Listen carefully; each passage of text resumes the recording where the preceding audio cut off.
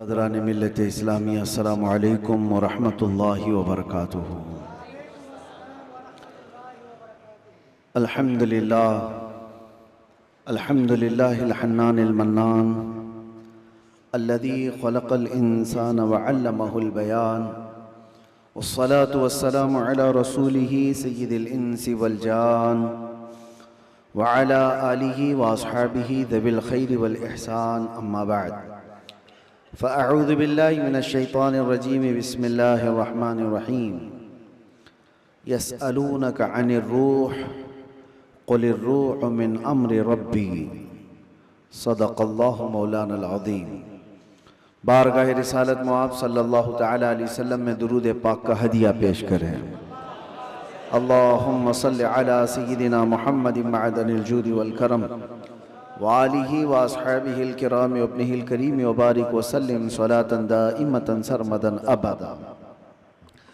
अल्लाह अज़्ज़ा व जल ने इंसान को पैदा किया है तो जिस्म और रूह दो ऐसी चीज़ों के साथ रखा है कि दोनों का एक दूसरे के लिए होना लाजिम है।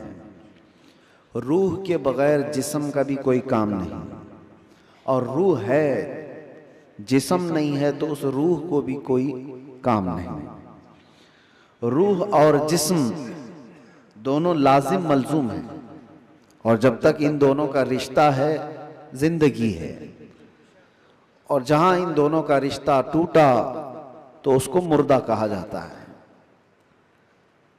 रूह और जिस्म का ताल्लुक खत्म होती ही जिंदगी बदल जाती है।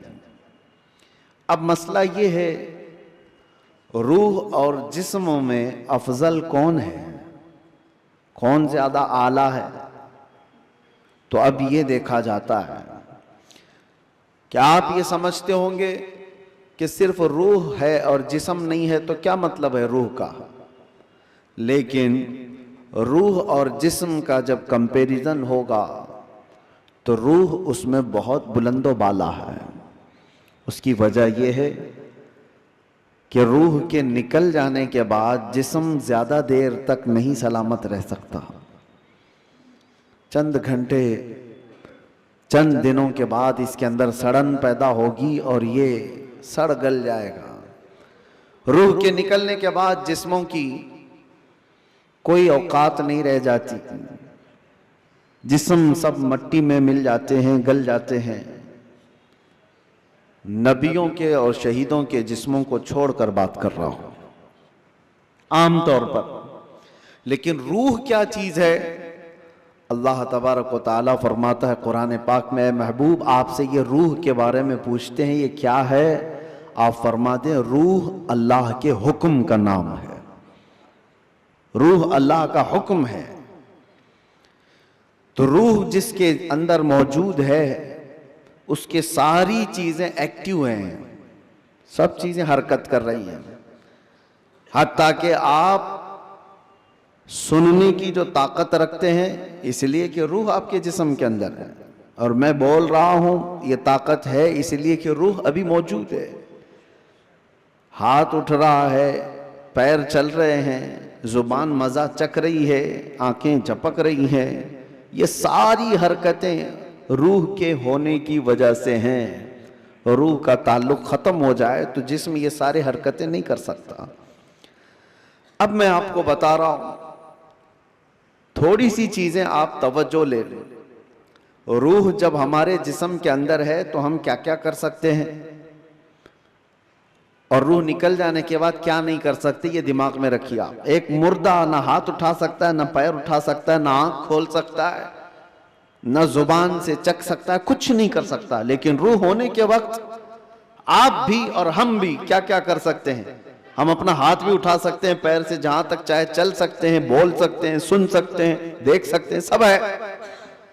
रूह होने के वक्त इतना सब जो कर सकते हैं, ये इतना ही नहीं, बल्कि मैं आपको बता देता हूं, उस रूह की अगर कोई तरबियत करता है तो ये रूह उसको इतनी ताकत अता करती, इतनी कि वो जो सामने हरकतें हो रही हैं हाथ पैर हिलाने की, ये बढ़ते बढ़ते बढ़ते इतनी हो जाती है कि इसके लिमिटेशन ही नहीं है। रूह उसको इतनी ताकत पहुंचाती है कि आज रूह मेरे अंदर है, मैं सामने की दीवार तक देख रहा हूं, और रूह ताकतवर हो जाए तो हो सकता है वो मशरिक में बैठकर मगरिब के हालात को देख रहा हो, वो शुमाल में बैठ करके जुनूब के हालात देख सकता है। रूह की ताकत जब बढ़ जाती है तो हो सकता है आज मेरा हाथ जितना लंबा है वहां तक की चीज छू सकता हूं, पकड़ सकता हूं, लेकिन रूह की ताकत जब बढ़ जाती है तो बैठे बैठे मदीने तैयबा से मुल्के शाम में भी किसी की मदद कर सकता है। अब मैं आता हूं उसी गुफ्तगू पर। तो फिर मेरे अजीजों, रूह की तरबियत के लिए क्या करना चाहिए? पूरे दुनिया भर के आप दूसरे मज़ाहिब में भी देखेंगे, रिलीजियंस, वो लोग भी तपस्या कर रहे हैं, आत्मा की शक्ति हासिल कर रहे हैं। अल्फाज अलग हैं और वो पावर ऑफ सोल कहते हैं क्रिश्चियन लोग, हिंदू लोग आत्मा की शक्ति कहते हैं। उसके लिए वो दुनिया को तर्क कर रहे हैं, कुछ कलमात के जाप कर रहे हैं, किसी न किसी तरह से वो अपनी रूह को बढ़ाने की कोशिश कर रहे हैं। तो सब अदियान में ये कोई एक कॉन्सेप्ट पाया जाता है। मैं आपको बताता हूं, असली रूह की ताकत वो है, रूह ने अगर अपने रब को पहचान लिया तो ये सबसे बड़ी ताकतवर है। और रूह जिस वक्त अल्लाह रब्बुल इज्जत को, अपने खालिक को पहचान लेती है तो वो रब तबारक व तआला की कुर्ब पाने का जो उसका मकाम है वो विलायत का मकाम है, और वहीं से उसकी ताकत का इजाफा हो जाता है। हमें इस रूह की तरबियत कैसी करनी है, रूह की तरबियत कैसी हो? देखें, आपको एक सिंपल सी बात बता रहा हूं, जिस्म को सुबह नाश्ता ना करो, दोपहर का खाना ना खाओ, तो शाम तक आप हिलने लग जाएंगे। और अगर 3 वक्त का खाना छोड़ो तो कमजोरी जिस्म पर और चेहरे पर जाहिर होने लग जाएगी। क्यों? इसलिए कि जिस्म को भूख लगती है और हम खाना खाते हैं। इसी तरह रूह को भी भूख लगती है। रूह की ग़िज़ा अल्लाह का जिक्र है, जिक्रुल्लाह है। और जब बंदा अल्लाह का जिक्र करता है तो उसकी रूह तरोताजा होती है। और यहां तो बरसों से अल्लाह का जिक्र ही नहीं किया तो किसी की रूह बीमार इतनी हो चुकी है कि उसे कुछ नहीं पता, सिर्फ चलता फिरता एक लाशा है, चलता फिरता एक जिस्म है, रूह तो है मौजूद लेकिन बड़ी कमजोर और बड़ी गरीब। इस रूह को ताकतवर बनाओ अल्लाह के जिक्र से, जिक्रुल्लाह से। अब आपको मैं बताता हूं, जहां ये रूह सलामत होती है, इंसान का जिस्म मर भी जाए तो अल्लाह तबारक व तआला उसकी रूह को इसी तरह बाकी रखता है। रूह बाकी है, मरने के बाद भी इंसान के जिस्म को कब्र में रख दिए जाने के बाद भी रूह बाकी है, रूह बाकी है। और रूह जब तक ताकतवर है वो क्या से क्या कर सकती है। तसर्रुफ अल्लाह तबारक व तआला उसको अता किया है। मौत के बाद भी औलिया कामिलीन की जिंदगियां हम जो देखते हैं वो इसी बुनियाद पर है कि उन्होंने अपनी जिंदगियों में जिस्म से ज्यादा अपनी रूह का ख्याल किया। लोग अपनी बॉडी बनाने के लिए जो मेहनत करते हैं, कोई बात नहीं, कितने कितने घंटों लोग जिम करके अपनी जिस्म को मजबूत बनाना चाहते हैं। ये जिस्म सिर्फ दिखा सकते हैं सामने लोगों को, या किस लिए कि फिट रहने के लिए। कुछ लोग किसी को मुक्का मारने के लिए कर रहे हैं, लेकिन उसका 10% भी अगर रूह की तरबियत पर तवज्जो दी जाए तो मेरे अजीजों, ताकत व कुव्वत का यह आलम होगा कि औलिया कामिलीन की सफ में अल्लाह तबारक व तआला आपको वो मकाम अता फरमाए। रूह की ताकत की तरफ तवज्जो। आज पूरी दुनिया इससे दूर भागी हुई है, सारी चीजें हमारी रूहानियत निकल गई। हम मेटल पर मेहनत कर रहे हैं, हम जिस्मों पर मेहनत कर रहे हैं, हम कपड़ों पर, अपने जाहिर पर मेहनत कर रहे हैं। रूह के लिए जो औलिया कामिलीन के यहाँ तरबियत होती थी वो खाल खाल नजर आ रहे हैं। पहले खानकाहों में, जानते हैं आप, माररा मुतहरा हिंदुस्तान की बहुत बड़ी खानकाह है जहां से आला हजरत भी बैत हुए थे। इमाम अहले सुन्नत मुजद्दिद दीन व मिल्लत जहां से बैत हुए, वो खानकाह सादात की, आले रसूल वहां पर हैं। हजरत शाह हमजा आइनी रदी अल्लाह ताला अन्हु बड़े पाए के बुजुर्ग हैं, उनके पास लोग आते थे तरबियत हासिल करने के लिए, अपने जिंदगियों को संवारने के लिए, यही रूह की तरबियत के लिए। तो उनको क्या क्या कराया जाता था पता है? सबसे पहली चीज उनकी तरबियत ये होती थी कि जो चीज तुम्हारी जिंदगी में हावी होने की कोशिश कर रही है उससे अपने आप को छुटकारा दिलाना।